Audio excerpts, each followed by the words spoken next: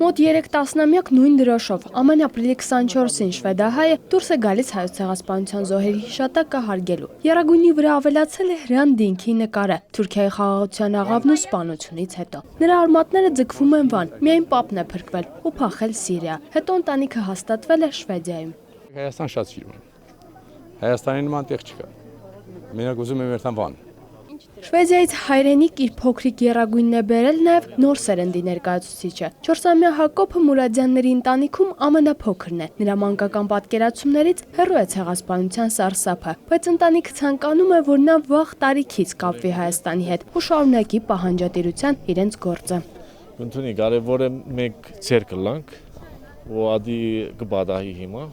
ու կարծեմ շատ մոտ է, որ աշխարհը ամենը գտնի։ Հովանես Ավագյանը առաջին անգամ ծիծեռնակաբերդ բարձրացավ 88-ին։ Այդ օրերին փողոցներում տանկեր ու զինվորներ էին կանգնած, Արցախյան շարժումներ սկսվում։ Լոնդոնահայ Ավագյանի ընտանիքը Արևմտյան Հայաստանը լքել է 1915-ից առաջ Համիդյան ջարդերի ընթացքում։ Հիմա հուշահամալիր բարձրանալիս Հովանես Ավագյանը նորից Արցախի մասին է մտածում։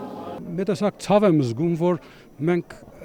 նահատակներին ենք ավելի շեշտում, հիշում, քան թե հերոսներին, որ պատերազմացին եւ մեկ մասաներ ազատեցին, Վան,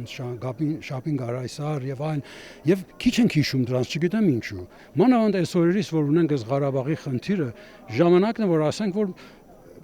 գառան նման չմեռանք։ Ժողովրդի մի մասան, որ զենք ուներ, պատերազմեց, կռվեց, ազատվեց։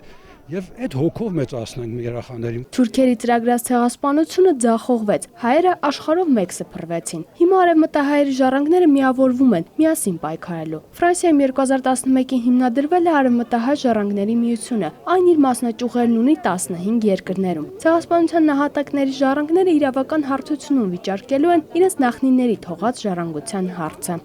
Դատական հիմնականում փաստաթղթերն ենք պատրաստում, քաղաքացիական հասարակարգն ենք ակտիվացնում Թուրքիայում։ Թուրքիայում մենք ունեինք